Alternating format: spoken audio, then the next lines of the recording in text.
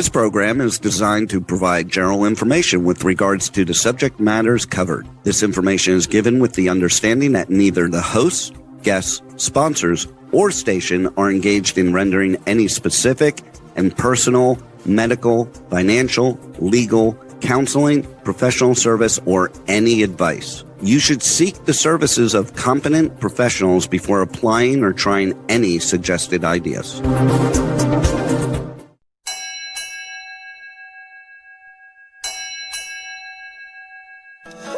Ahoy! Captain David Gallimore welcomes you aboard the Regenerate Show, live Mondays, 10 a.m. Pacific on K4HD Radio at k4hd.com. We dive into the real messy work of transforming our lives, leadership, and organizations.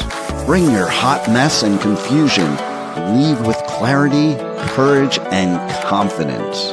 Together, let's strengthen our resilience, accelerating the health of ourselves, people, planet, and profits. Now, here's your host, Captain Dave, your personal regenerator. All aboard! Ahoy, and happy Monday. Our theme today is transform your identity. And I am so excited to welcome Dr. Frank Wagner, a dear friend and sensei, who is going to sit down and talk with me about transformation, both personal and professional and organizational, but through the lens of stakeholders. He is the co-creator with Dr. Marshall Goldsmith of Stakeholder-Centered Coaching. And I didn't know that Frank, back in the 80s, had collaborated with Marshall and Paul Hersey in creating situational leadership for IBM. I was a new leader at IBM and found situational leadership to be so eye-opening. It was like a veil had been lifted on how do I look at people, really look at people from a situational perspective, from a task or initiative perspective, and help guide them and coach them and mentor them. It's still a tool that I use every day in my life and with my clients. So we're going to explore the deep roots of identity, what it actually takes to transform it, including the messy middle. And we're going to unpack how the world's most successful leaders use stakeholder-centered coaching at both the individual and team level to get measurably better, and how you can too. Here's our promise. First, to have some fun today, because when we're laughing, we're learning. We want to leave you inspired, and we want to leave you with one thing that you can apply today or tomorrow before you go to the next busy part of your day. So I invite you to grab a pen. Transformations happen here. So Frank started his consulting career at the Center for Leadership Studies in the late 70s. He became a partner at Capt, Goldsmith and Boone, providing leadership development to Fortune 500 companies.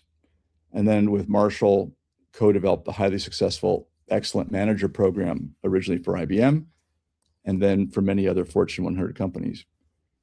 And for the last couple decades, he's been overseeing the design and training of coaches, thousands of coaches. I think I listened to an interview with Brendan Burchard, who's the CEO of Stakeholder-Centered Coaching, that you've surpassed over 5,000 coaches, certified coaches, of which I am still very much a student on my way to mastery of stakeholder-centered coaching.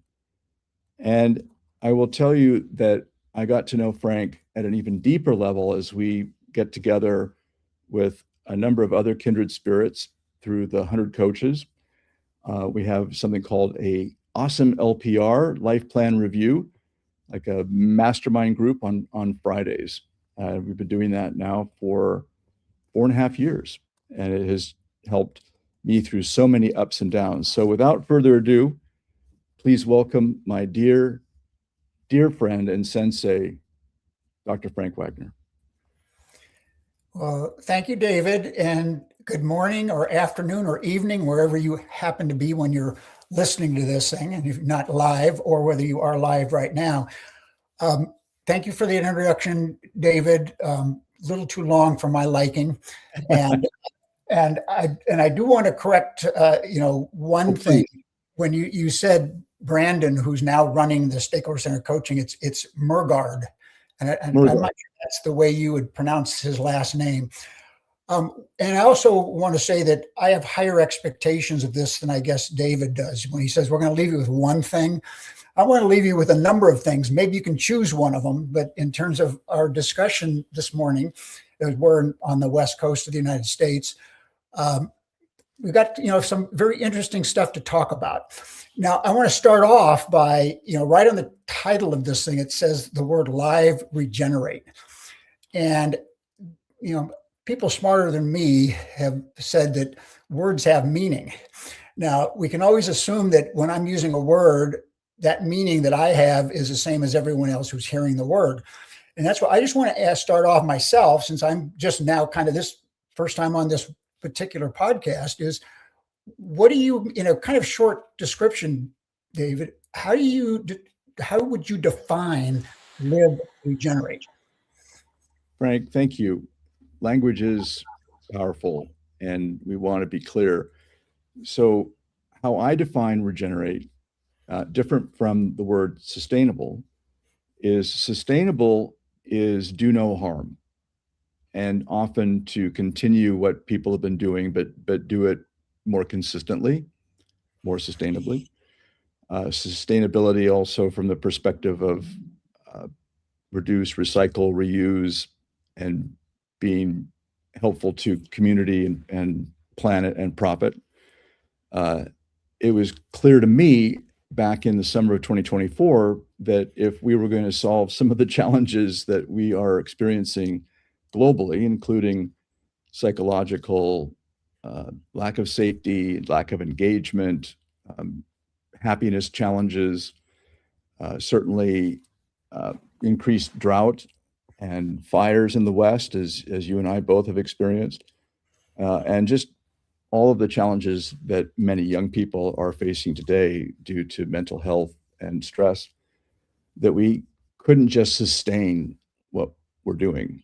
And Laura Storm, not a doctor, Laura Storm did a TEDx talk that I listened to the summer of 24, talking about regeneration. And how she defines that very quickly is to nurture and improve and make healthier. And in the context of our climate, how do we act more like nature? Nature's been around for 3.8 billion years. Mother Nature's learned a thing or two. And so if we can follow the logic of life, how do we as leaders really create environments where people can flourish, where individuals can discover their ikigai, their reason for being, and align their work with their ikigai? So that's what then led to this Regenerate podcast, trying to pay it forward to next generation leaders that might not be able to afford you or I, our bill rate, but we want to pay it forward to share best practices and great, kind of nature vetted, nature validated theories and tools and approaches and frameworks. And I think stakeholder-centered coaching is very much a regenerative approach, because the stakeholders themselves are providing that ecosystem for people to get healthier, not just to sustain, but to improve. Does that help? Yeah, it helps. Well, again, see, what is the outcome we're looking at here? And it sounds from, the definition you got from a TED Talk, a number of years ago, is around not sticking with the way things are today, but you are talking about the change process. But this is a change process for good, that you're going to be healthier. You're going to be, I'll add a few terms here. You're more balanced, and you have a better life. And that doesn't mean staying the way you are today. So, what I was asked to talk about is really a kind of this podcast is your identity, transforming your identity. Is your identity static? I guess it can be, but generally successful people aren't static. They're always evolving. They're always getting better. And ideally, they're happier, they're more content, and they have more meaning in their lives. So that's what we're going to focus on here today. So when you think about Ben Franklin, healthier, wealthier, and wiser. Yes. Yeah. Now, Ben Franklin was a fascinating character. I mean, I love all the phenomenal things he did. He wasn't a perfect human being like the rest of us, yet he did some absolutely amazing things. And for instance, one term you mentioned early on here is humility. We have in our process which we built into the repertoire of the leaders we work with is they've got to have courage, humility, and discipline. Yeah. And all those things are worthwhile things to, by the way, always improve, always regenerate in this. Yeah. So in terms of your identity, let's go to your identity. There's two types of identity that you can talk about, and they're interrelated. One of them is your public identity. And this is what other people would say about you. Oh, David Gallimore, he has this great podcast he does, and he's a guru around live in a regenerative way on this thing. I mean, that'd be your public part of your public identity. You also have a private identity. And a term I actually kind of prefer to use is your self-concept. So I want to define what your self-concept is. But before I do that, I just want you to think for a moment. How would you yourself, if you're listening to this, define my either personal identity or my self-concept? What would be the definition of that? And then I'm going to give you the definition that we use. So just take a moment, and then I'll give you at least my answer. So you're talking about what is that definition as opposed to what is my self-identity? Yeah, well, yeah. I mean, by the way, because it's such things that come up is, okay, once you've also defined it, where did this come from? So, okay, I'm going to move on right now, is the way we define, and this is what we call an operational definition. And David had mentioned one of my mentors, Paul Hersey, who was the developer with Ken Blanchard many decades ago of this framework called situational leadership. He would say, everyone can have their own definition of things. But when you're talking, it's nice to know what the other person means and when they're using the term. We call an operational definition. The operational definition of your self-concept is the thoughts and feelings you have about yourself. Like I can assume you're walking on a mountaintop. There's nobody there. No one else is saying anything. You're talking to yourself about yourself. That is your self-concept. And that is your internal identity on this. Now, the question is you're going to have something you're saying. Where did that come from? I mean, where did all these thoughts and feelings you have about yourself come from? And I first, learned that you talked about this concept with Marshall Goldsmith, my good friend. I've known Marshall since we started the PhD program together at UCLA back in 1971. We became very good friends. We've done a lot of collegial things together through life. I am so much better off because of this guy. He's amazing. And he tells a pretty fascinating story about this self-concept. And it stems from something both he and I went to, not at the same time in our PhD program, but we both went through this program called sensitivity training. And in the sensitivity training, you sit around in a circle. There's no agenda. People just talk, but it's one of these things that leads to deep insights about yourself. And Marshall was talking about himself in this PhD program course, and he said, "I have no mechanical aptitude." See, that's a self-description. I have no mechanical aptitude. And he said, and the mentor in our program, Bob Tannenbaum, who was like this guy that floated off the room. He was like one of these guys in the Nehru coat that looked like he was some sort of like psychic. And he says to Marshall, where'd that come from? What do you mean? Well, how do you know you have no mechanical aptitude? Marshall thought about it. And so then he kind of digested where that came from. Marshall grew up in a small town in called Valley Station, Kentucky.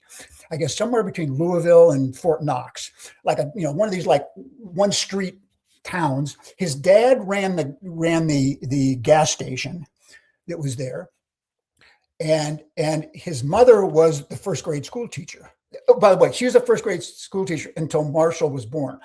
This is old style America. Marshall's father believed that once they had a child, she couldn't work. So she was a teacher. Now she taught one person now, her son Marshall. And okay, great outcome. The guy's brilliant. And so, but she also told him if you're using our technical term now, when he used, I have no mechanical aptitude, she says, you have no mechanical aptitude, Marshall. You're not going to be like your father. And his father bought into it. Yeah, you're not going to be like me. Something. So guess what? Here's the critical thing of where your personal identity, your self-concept comes from. And that is, we tend to become what significant other people tell us we are. Now, very important word here, significant. For some people, parents are not significant, right? They're just not. It's their peer group or whatever they define as significant. So Marshall early on was told, don't pick up a tool, Marshall. Oh, bad things will probably happen to you. You have no mechanical aptitude on this thing. So now he's growing up in Kentucky. Now, young teenagers in Kentucky, two things are important to them: girls and their cars. Yep. Now, Marshall's father ran the gas station. He had the lift that you could put a car up and work on it. So Marshall would bring his friends over and they would be working on their cars and they would say, Marshall, you're a great guy, but don't touch my car. Right? So now it's not just Marshall's parents, it's Marshall's parents and his best friends that are saying, Marshall, you have no mechanical aptitude. Now, a pivotal event occurred in the later 60s where Marshall had to take the induction exam for the United States Army, right? And so he takes the exam, and part of the exam was like this multiple choice test where you had to kind of name that tool. Marshall scored in the lowest 1 percentile of anyone who had ever taken that test. So now here's Marshall's self-concept. My parents tell me I have no mechanical aptitude. My friends tell me I have no mechanical aptitude. And now the United States Army with a specialized test tells me I have no mechanical aptitude. So he said, why do you think I have no mechanical aptitude? Well, by this way, when I heard the story, I'm sitting in Marshall going, wait a minute, what does it take to have mechanical aptitude? One is you have to have a logical mind to kind of work with things and tools. Marshall scored a perfect score on the math section of the SAT. Smartest guy I know in terms of being a logic guy. But the other thing, by the way, you got to have eye-hand coordination. Now, this goes back in the day before all these video games we have today. They had a few things like Space Invaders and Donkey Kong and that kind of. By the way, and pool. Now, pool is something that requires both kind of figuring out the logic of this, the physics of what I got to do in this thing. But you got to do too. Marshall basically made money in college playing pool. So is this? I'm confused. The guy has no mechanical aptitude. He's brilliant with being able to kind of use the stuff, a tool, and he's got the skill set to do it. By the way, and let me tell you the last thing about Marshall's story before I turn to me. Because see, I was listening to Marshall tell his story about the class he went to, and I started thinking about myself. But the last thing is Marshall got married. When I met him, he was single. Then he has a wonderful wife for now, I don't know, 56 years or so, Lyda. When they first got married, she was a psychologist working for Loyola Marymount University. Marshall and I now had our PhDs. We were assistant professors of management at Loyola Marymount University. Right? They bought a house in Westchester where the campus resides in West Los Angeles. And they got their first house. And one day the phone rings. It's Lyda. She says, Frank, the washing machine's having a problem. Could you come over and try to help us? He didn't want Marshall to touch the washing machine. So now his wife is telling him he had no mechanical aptitude. So the thing is it's powerful about who the significant other people that were in our lives that helped frame that internal dialogue you now have for yourself. Now, let me tell you my story. My story is a lot shorter. I was born an identical twin, and I was always called the baby of the family. Now, my twin brother was 7 minutes older than me, and that made me the baby of the family. He was also sort of like Marshall. The guy was brilliant, straight A's, maxed all national tests he ever took. By the way, among his degrees, he has an engineering degree, he has an MBA, he has a law degree, and he's a certified accountant, CPA. And by the way, he got a CPA never taking an accounting class. That program requires 4 sections before you can get that thing. Very few people score all 4 in the first try. Guess who did? My brother. Now, I'm growing up with this guy, but I'm going to go back in time. We're about like 8 or 9 years old. I emulated my brother. I remember we were going to buy a dog. Our first dog, a German Shepherd, wonderful dog we had forever. We loved this dog. I was so excited about it. My father, my brother, and I went to get the dog. We get to the place where we're going to walk in the backyard, get the dog. I remember watching my brother's footsteps and stepping in his footsteps. My identity is I'm not as good as my brother, but he's my model. He's kind of who I am. Well, a few years after that, my father took my brother and I to a movie. And this is the old days where the movie theater showed one show, one point in time. You wait in line outside, box office opens, you go up, get your tickets, you go in, go to a movie. Well, my father, very, very good father, rarely got mad at either one of us, never really raised his voice except for a handful of times. And by the way, this is the only time I ever saw him do it publicly. We're standing in front of the theater. I'm not just like watching, waiting for the thing to open up, not paying much attention to things. And all of a sudden, my father turns to my brother and he's pointing his finger. And my brother's name is Michael. He goes, Michael, you may be as smart as can be. You don't have half the common sense of your brother. Guess what Frank Wagner's identity started that day, and to this day is how I describe myself. I'm a guy that kind of operates in common sense. Now, look, why'd I pick a profession like teaching leadership and coaching leadership? The fundamentals of leadership hasn't changed in billions of years, right? It stays the same. So, I don't have to keep on a shelf life of knowledge of always changing new things in terms of what I'm doing. And all of my advice to people is basically common sense in what I do. Now, here's the one thing too. Let's look at something that David and I work with a lot. David, do you ever have to give somebody feedback? Yes, indeed. Okay. Do you ever give them what Marshall coined for our field feed forward or suggestions? Do you ever do that?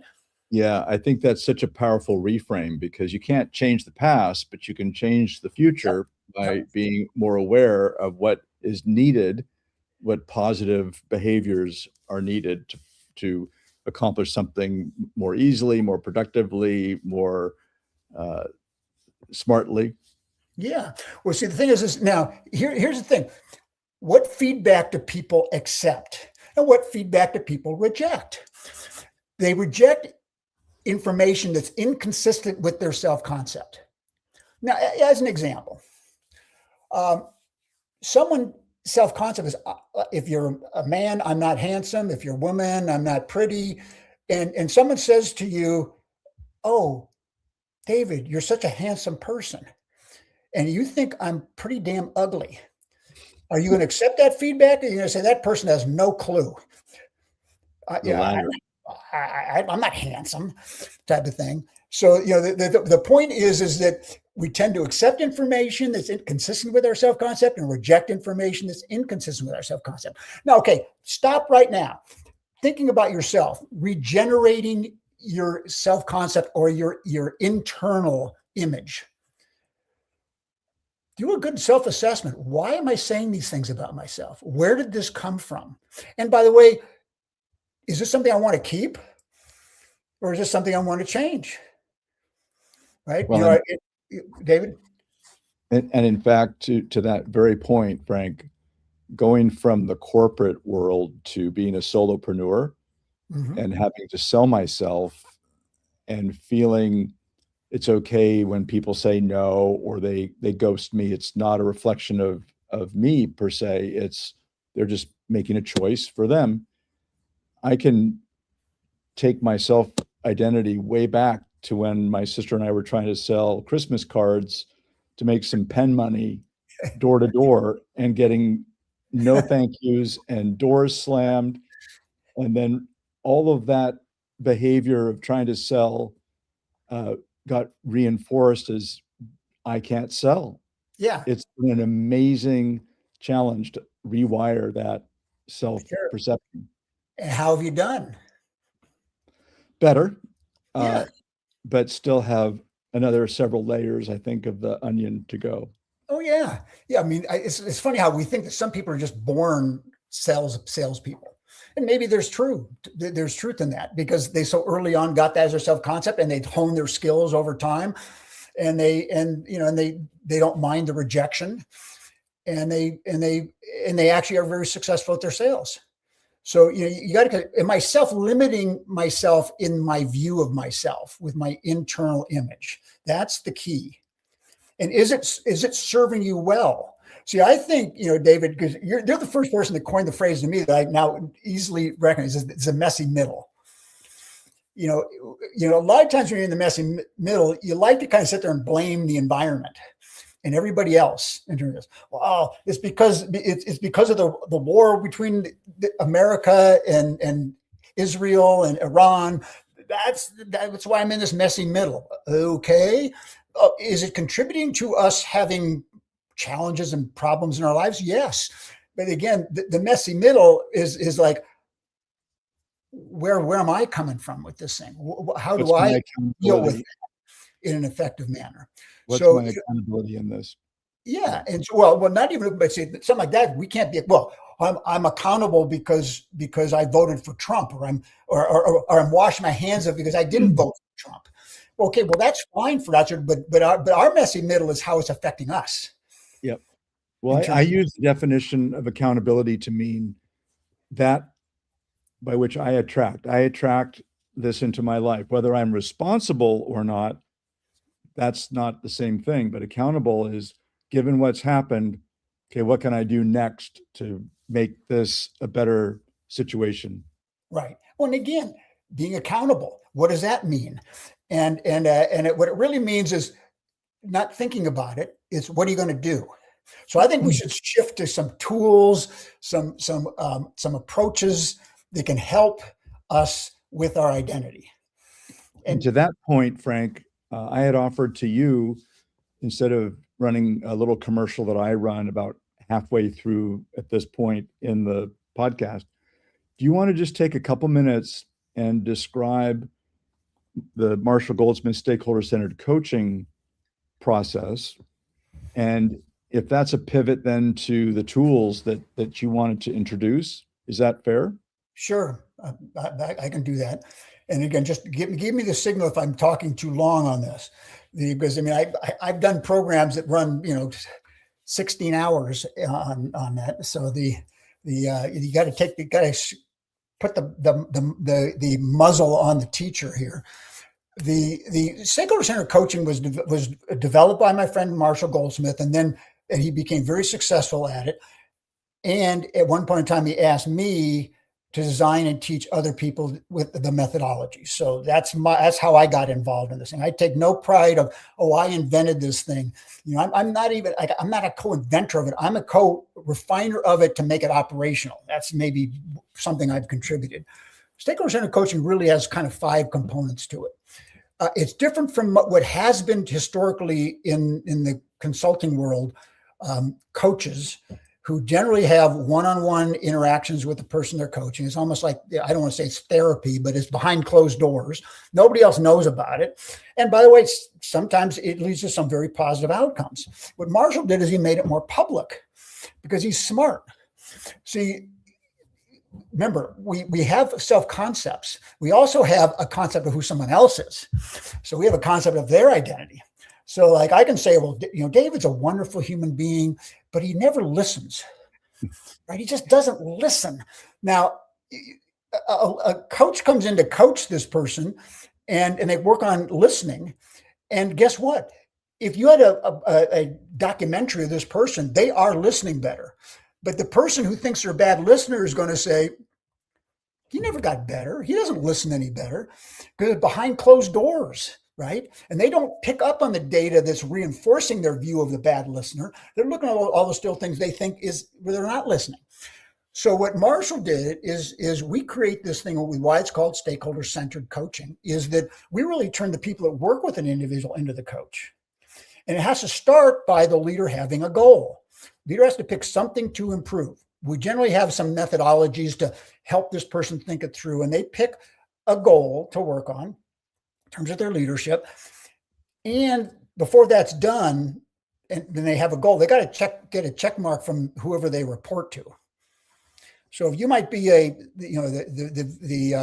don't know, like VP of sales, but you report to somebody. And that person that you report to has to say, good choice, work on that goal.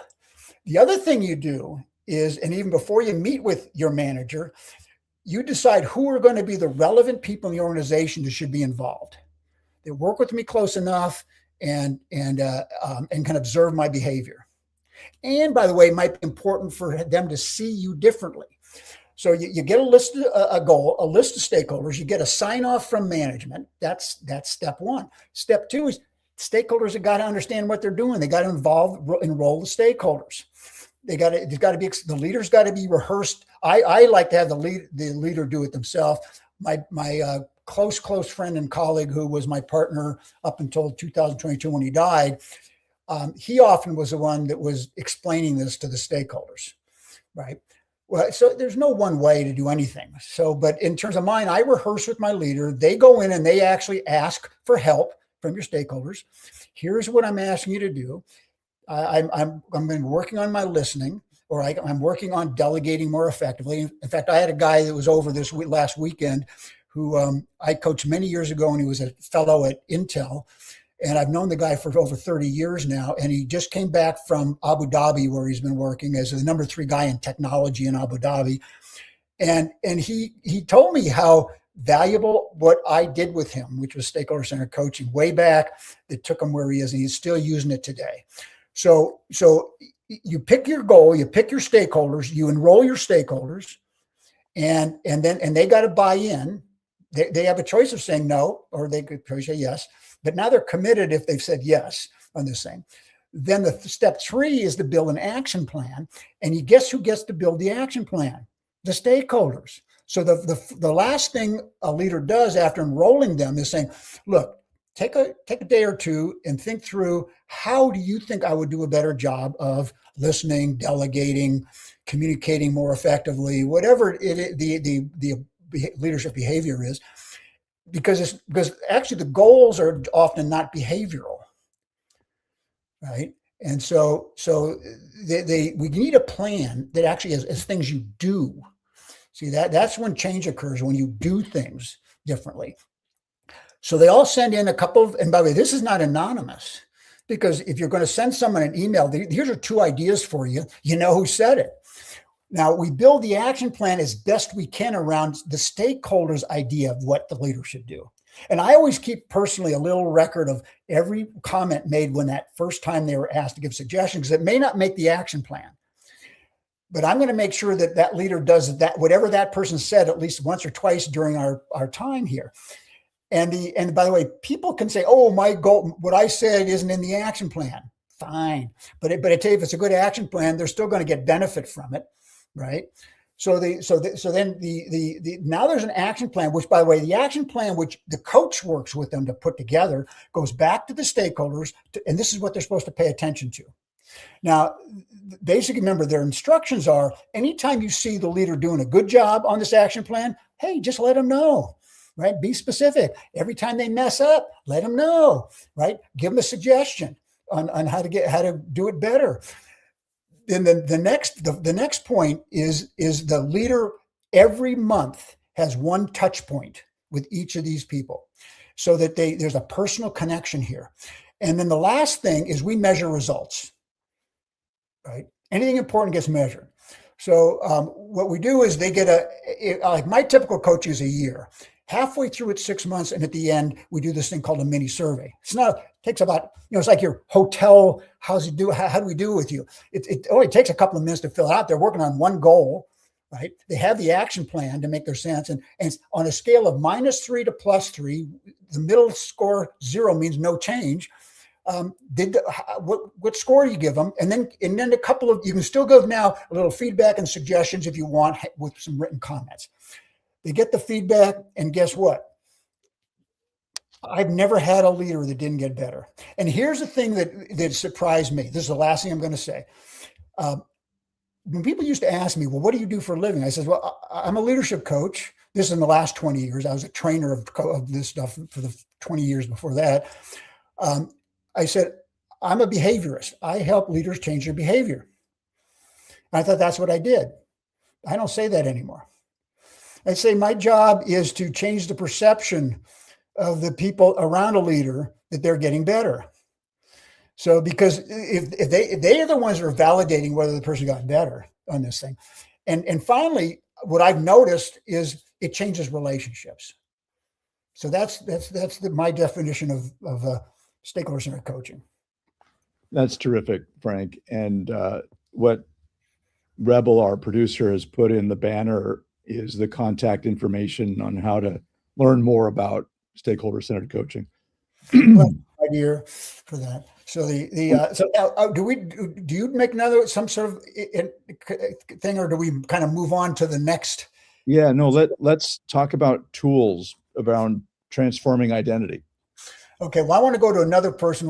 Marshall's met. I've never met the guy, and I got to say I'm one of these people that say, well, gee, I should read the next best-selling book this person wrote, and I haven't read any except for the very first one he wrote. He was a medical doctor at Harvard, and he ended up writing a book called the Checklist Manifesto. Love that. See, one of the things that we do also include as a tool in our toolkit is a daily checklist. Typically for me, it's the items in their action plan, right? They should be checking in with themselves. How am I doing on this thing? Pluses, minuses, neutrals, missed opportunities, whatever. They should be checking. That's a discipline that you use to get better. By the way, I have three checklists I do every day.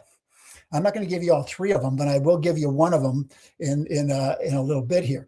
Now, Atul Gawande wrote the book Checklist Manifesto. He was a doctor at Harvard. He got enamored with how effective commercial air travel is.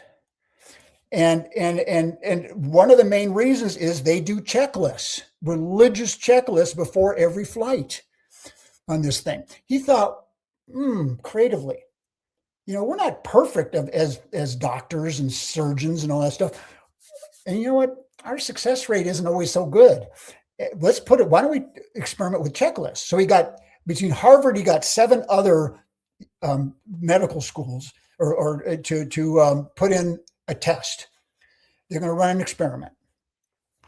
We're going to do checklists prior to surgery with our surgeons. And typically it'll be the head nurse that will ask the questions. And a lot of these questions are directed towards the surgeon. And now, one of the questions on the checklist was, did you wash your hands prior to surgery? Now, I don't know if you've seen this or not, right? Maybe you read the book yourself or heard someone talk about it. Blew me away, both the outcome of this research project and what was the number one answer by doctors on the question, did you wash your hands? Right. And by the way, there's a Pareto distribution of a number of answers, but what was by far the number one? Think for a second. If you haven't seen it, especially if you haven't seen it, what is the answer? Yeah, that those that didn't wash their hands thought they had, until they were asked, did you wash your hands? And then they had to, mea culpa. No, I didn't. Yes, no, but that wasn't the number one answer. The number one answer was, I don't remember. I don't remember. Yeah. And see, and by the way, I've only had one operation in my life with on my neck with a neurosurgeon. And see what, and by the way, I sourced my surgeon. I got the best guy around in Portland, Oregon area for my surgery.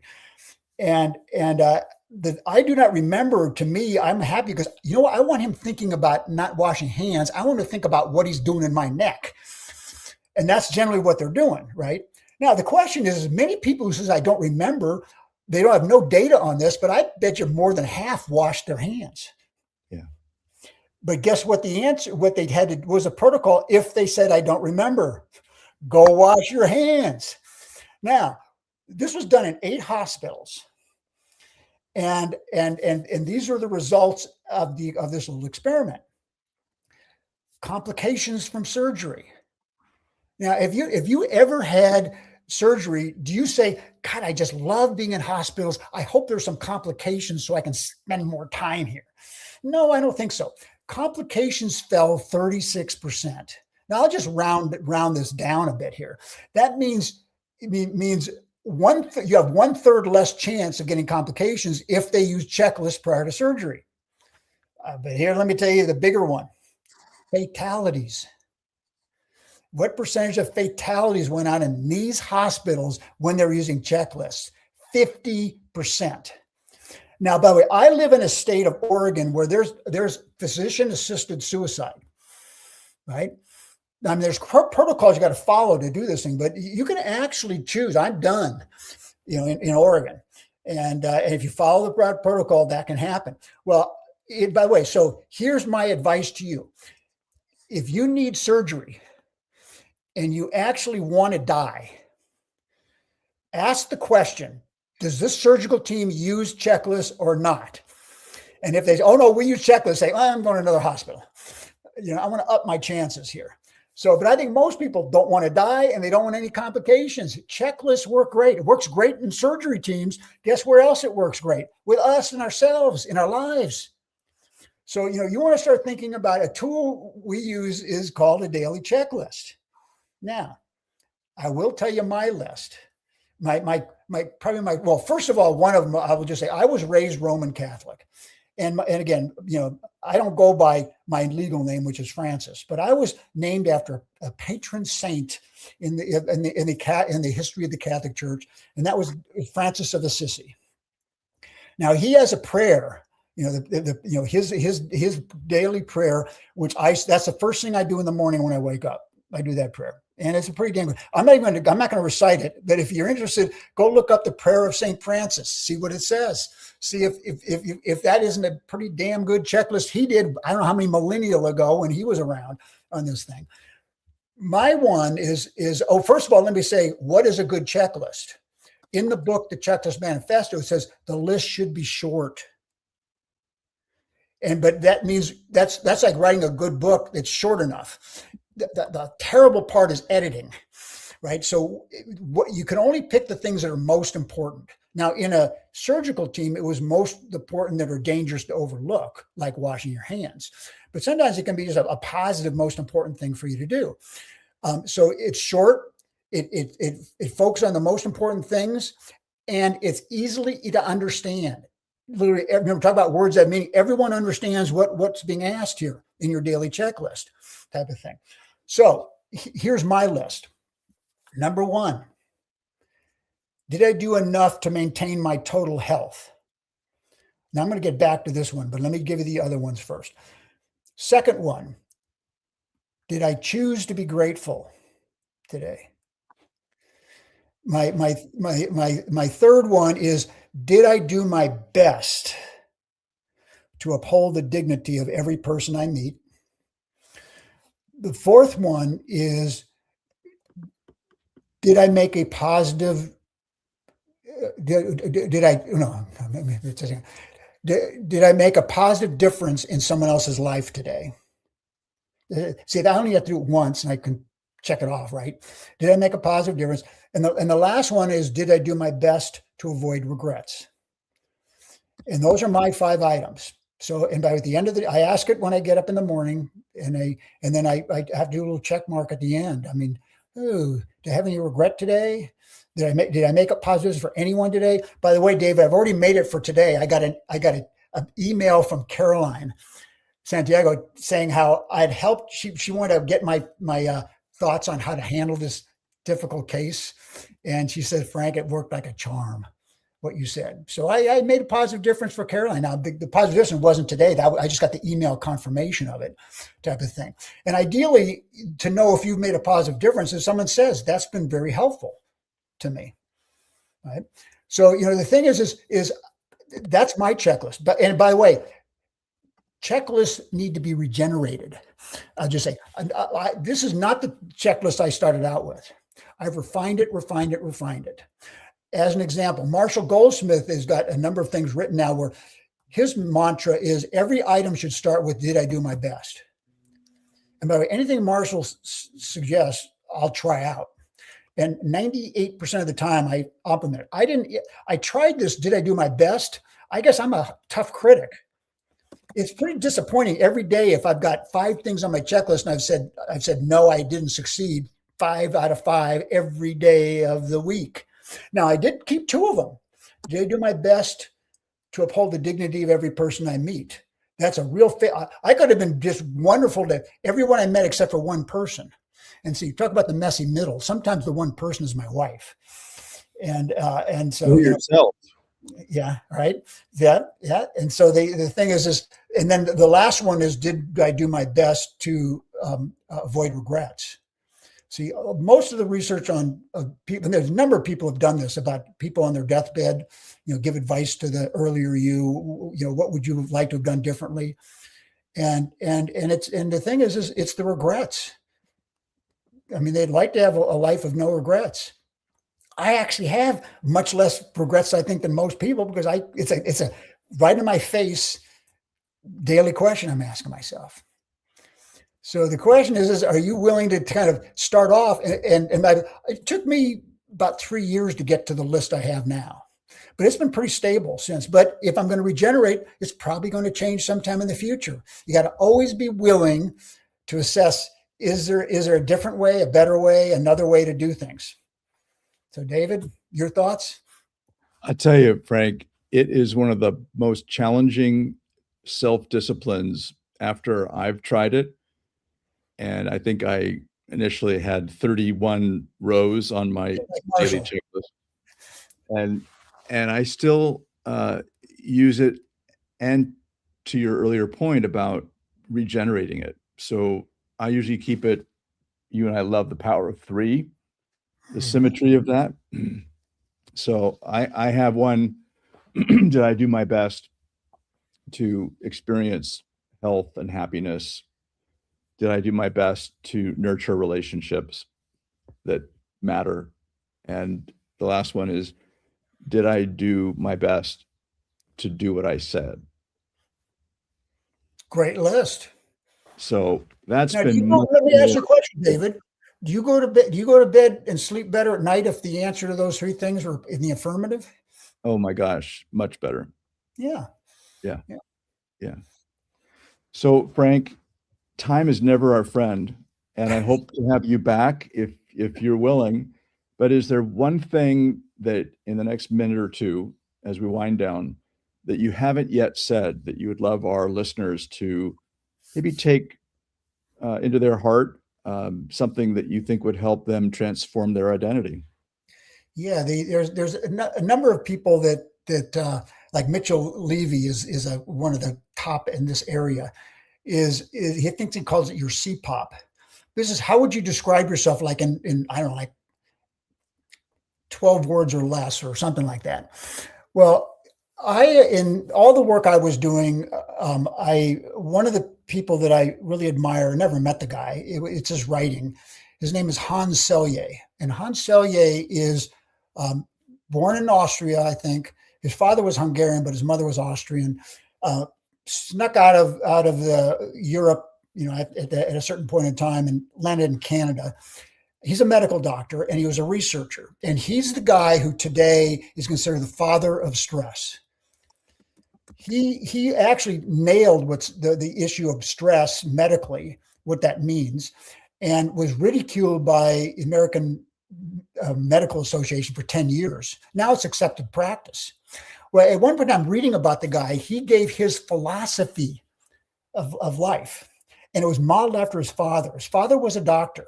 So when he was growing up in some small town in Austria, his father would help anybody. And if they couldn't pay, he wouldn't charge them. But every day, like when little Hans would open the door, there'd be some eggs there or some milk or something like that, well, not even a note with it, right? So this was his definition modeled after his father. He said, to look out for you. Let me have to explain this. He's a father of stress. He tried something else which didn't really catch on called eustress. I mean, stress is generally a negative thing. Eustress is a positive stress, which it makes sense. And so what he did is his statement to himself is, and this is sort of egotistical, looking out for yourself by being necessary to others, thus earning their goodwill. Yeah. I'm not going to invent something that someone else says is really good, but I changed one word of Hans's thing, which to me works better for Frank Wagner. And the one word is, I'm going to just say what mine is: looking out for myself by being useful to others, thus earning their respect. So this is kind of my mantra. If I had to summarize it, this is beyond the checklist. Is, how would you describe yourself, your identity? So Frank, on that note, I want to thank you for being such a wonderful teacher to me, a role model. You do what you say, and you say what you do. You're a person of deep, deep faith and integrity, and a role model for not only me, but so many people across the globe. Thank you. So our next port of call is going to be without a guest. I had a guest, but he has a personal conflict. So I will be talking about Messy Middle Part 2. I hope that you take away at least one idea, and please consider applying it. I do endorse the daily checklist, and try to crawl, then walk, and then run. And if you can, please remember to stay healthy, stay safe. We need you. We're better together. Thank you for listening to Regenerate with Captain Dave on K4HD Radio. We invite you to give yourself grace and embrace the messy middle. See you every Monday at 10 a.m. Pacific Time. Until then, you got this.